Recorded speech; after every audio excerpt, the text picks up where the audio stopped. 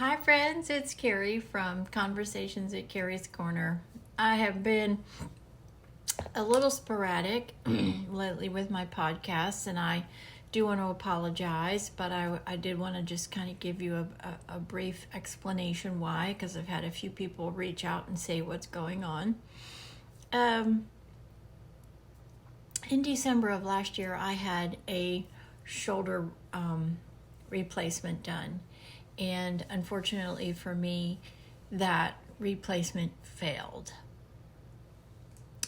in the second month of almost the third month of my recovery. And unfortunately for me, it was a complete fail, which means I had to go back in and I had to have it reconstructed with a different replacement. And that was done just about 2 weeks ago tomorrow. And so it has been a pretty rough month leading up to that decision, coming to that decision, and then having the second surgery done. And it's one of the things that I want to talk to you about today in this podcast. Because there are so many people in our society today that are struggling with chronic illness, chronic pain, disability. And it is one of those things that it can affect all facets of your life. I know I've been dealing with a chronic disease in my legs that there is no cure for. My injury happened in 2006. It is now 2025. So almost 20 years I've been living with it and learning to cope with the chronic pain, the management of the chronic pain, the surgeries, just the whole thing. And if you're lucky enough to not have a chronic illness or a chronic pain situation, count your blessings, because let me tell you, it affects everything in your life. And so I want to talk about that today here at Conversations at Kerrie's Korner, because it does affect so many people in our society, and so much of what's going on in our society is going to affect our ability as individuals to cope with our long-term pain and or long-term illness because of what's going on in our government. So I wanted to talk to you about that today, along with an explanation of why I've not been doing as many podcasts. I just have not been well enough to get them done. I just want to talk to you a little bit too, and remind you what Conversations at Kerrie's Korner is all about and why I do these podcasts. For one reason, so we can all get talking again. When we talk and we come to a table and we listen to each other, because we're going to have more than likely differing opinions, this is where real change can happen in our society. This is where we can bridge this divide that has destroyed and divided our country like we have never seen it before. And it is up to us as Americans. If you're watching this and you're not an American, it still applies to you in your situation, in your government, and your own lives. But here in the United States, our country has become so divided, and the reason for this division is no one is willing to listen to each other talk about their beliefs and what they feel and how they feel, and have that validated. You know, we used to be able to really sit down and talk about rationally and logically, and, you know, sometimes emotionally, but normally logically, calmly, about the differing things that we disagreed on. And it seems in the last 10 years that's just all gone. And so we have to, as a society, learn to get back to that point where we do talk to each other. Because when we talk to each other and we respect each other's opinions, that's where real change can happen. That's when really good things can come out of conversations. I mean, we have families right now that are divided because of the result of an election, because the two sides don't want to talk to each other. I mean, this is family. Families are precious entities. And I don't for the life of me understand how you would want to throw all of that away because of the result of an election. To me, it's just so completely out of context and out of reality, frankly. Why do I call it Conversations at Kerrie's Korner? Well, Kerrie's Korner is a very dear business name. That was my mother's when I was growing up. She had a beautiful, beautiful beauty salon in Miami, Florida. It was called Kerrie's Korner. Obviously, that's my first name. And she was very successful. And then a couple of years ago, I opened Kerrie's Korner, and it is a DIY company. We do consulting, I do interior design, and I just decided to keep the entity. And one of the things now that's included in Kerrie's Korner is Conversations at Kerrie's Korner, because we all need to work on our society so we can get back to those days where we can put our brilliant minds together and come up with solutions that work, that everybody can get behind. Or if you disagree, that you can express your opinions without violence and hatred and division. When I was a little girl, my family traveled this beautiful country, and we used to stop at these amazing diners that were gorgeous. I can remember this picture in my mind of this beautiful chrome and red and sometimes green and pink, and people sometimes would even be on roller skates, and you'd walk in and you'd sit down at this normally really long bar, have a cup of coffee or an ice cream or a sundae or whatever. And I can remember distinctly watching my parents meet people that they didn't know, and they'd have this great conversation, and they'd come away, and sometimes they'd come away with a different opinion, or the other person would have a different opinion, or they'd make a friend. So many of my parents, watching them throughout their life, these friends, these long career, lifetime friends were made at these amazing small Americana diners. And so the picture of that in my mind was the antithesis for Conversations at Kerrie's Korner. Sit down at the bar, have a coffee, and have a conversation, and really express rationally, calmly, intelligently, without hatred and violence, a differing opinion, and potentially come away with a completely different opinion. So I hope that inspires you to listen to Conversations at Kerrie's Korner and give me the feedback. And then hopefully we'll get big enough where we can start having interactive conversations and guests and all of those type of things. Because the only way we're going to fix all of the problems we have in this amazing country called the United States is if we learn to work with each other again, talk to each other, respect each other's opinion, get rid of the violence associated with it, and talk, because that's when real change starts. So today, Conversations at Kerrie's Korner, we're going to talk about chronic pain and how that can destroy your life, can change your life, can completely change the trajectory of your life, what you thought you were going to be able to do, what you can no longer do, and the resulting issues from chronic pain, costs, medical costs, change to careers, early retirement. There's so many loss, divorce, unfortunately suicide sometimes. Chronic pain is one of those things that is all-consuming because you can never get away from it. You're like, oh my God, if I could just have 10 minutes and not have this pain, I would give anything to be able to do that.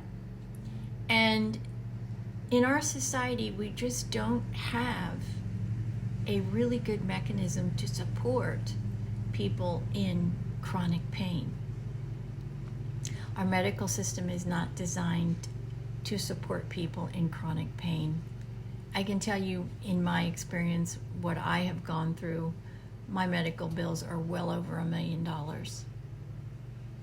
And it has drastically affected my husband's and my ability to stuff money away for our retirement, because we don't have any help with these type of things. I have medical insurance, thank God, or else my husband and I would probably be destitute. But we just don't have a very good mechanism to help people who live every day in pain. And if you've not experienced it on a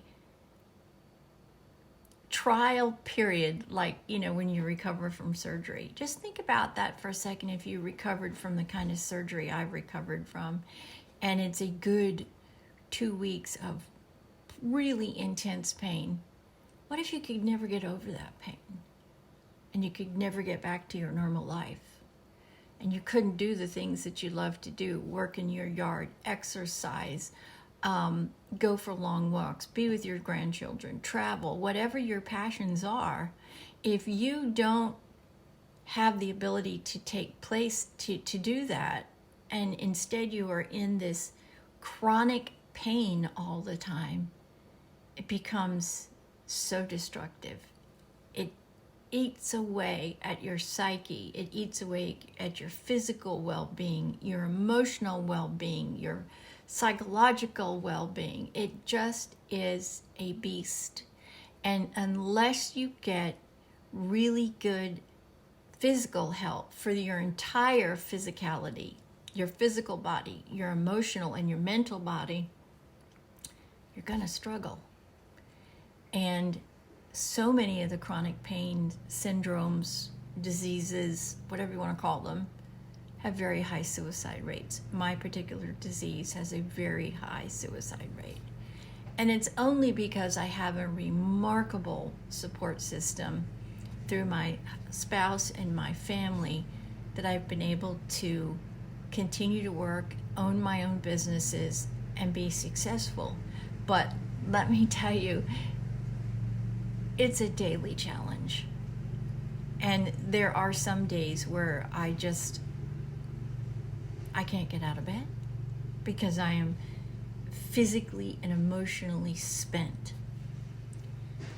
So we have to, in our society, figure out ways to support those people who live with this devastating thing called chronic pain. One of the biggest things that I have found out in living with this for 20 years is asking for help. So many people are fearful because they're afraid the no's coming, or they're afraid there's not going to be any help. But we've got to encourage people to ask for help. You would be surprised how many different things are available locally where you could get some help. I'm extremely fortunate that I have help within my own home. I do not know where I'd be if I did not have that. Probably wouldn't be here. I really would probably not be here. And my beautiful late mother said to me frequently, she was so incredibly grateful because I have an amazing husband, because she too thought I probably wouldn't be here. So if you're in a family where somebody has chronic pain, just pick up the phone and say, is there anything I can do for you? Can I go to the grocery store? Could I come over and do your wash? Do you need your yard done? What can I do? Just to take the pressure off. You would be astounded how far that very small but mighty thing that you would do for that person, how far it will go to help them. I know. I've been the recipient of that, and it is a true blessing. Church is a great place to start. Family is a great place to start. friends are a great place to start. And then local charities, local associations. But you got to be willing to do the work to find out about it. You just can't sit on your butt and say, okay, I'm going to wait for it to come along, because it won't. You have to do the research. You have to be involved, and you have to take control. After all, it is your problem. It's not anybody else's problem. It's your problem. So you need to be educated, get informed, and then find out what services. If you don't have anybody within your circle to help you, find out who is available to help you within your local arena. You would be surprised how many people are actually willing to just volunteer time to help.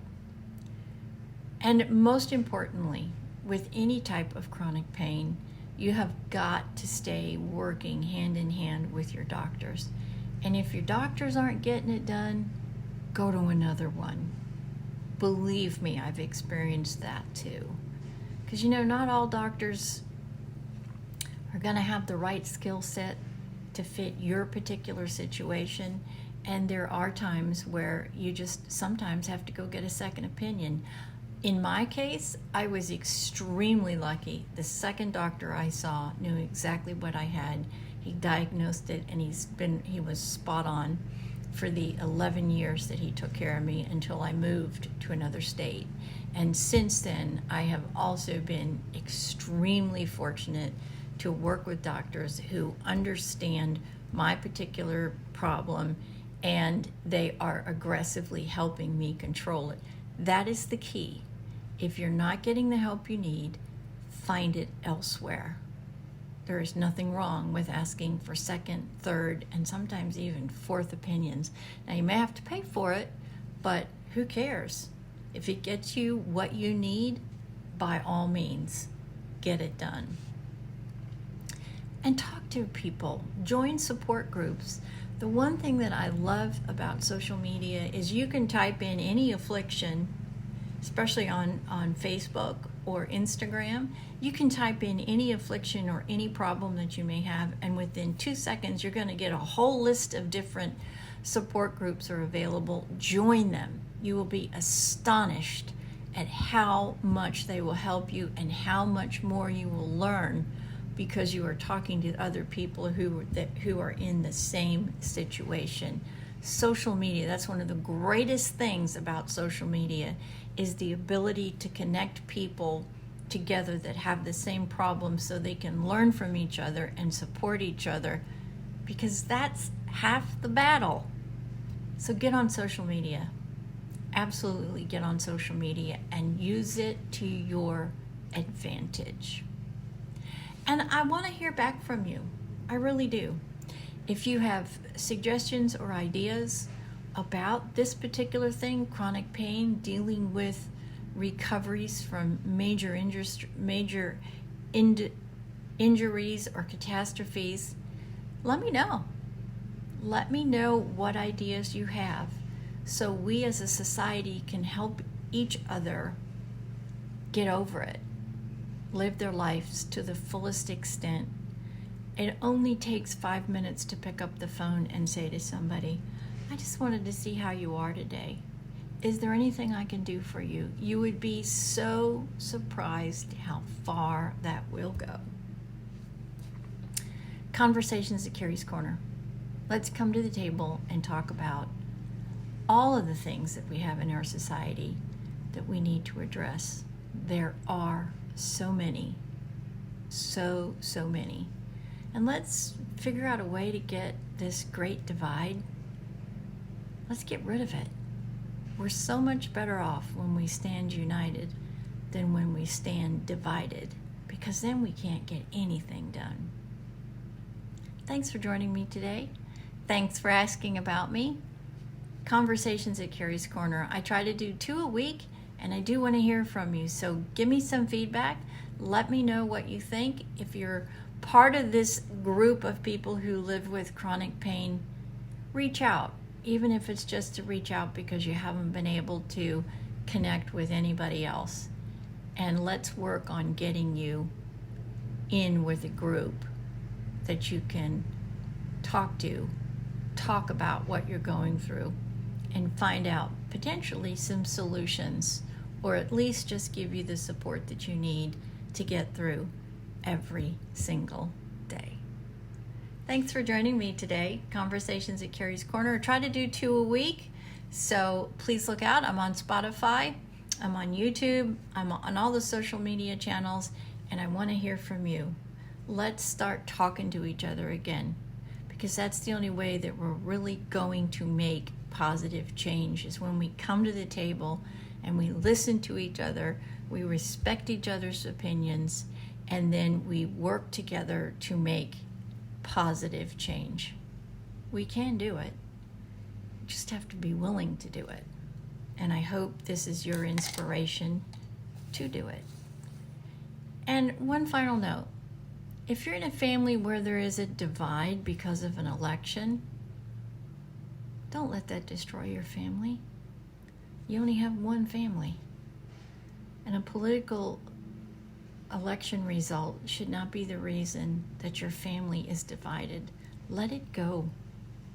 Call up that person and figure out a way to get reconnected. Trust me, life changes every day. And tomorrow, you may not have that person. And wouldn't it be a shame if you don't have that person anymore and they're gone forever, and you've allowed such a ridiculous thing like a political election for you to lose that relationship forever? Make that call today.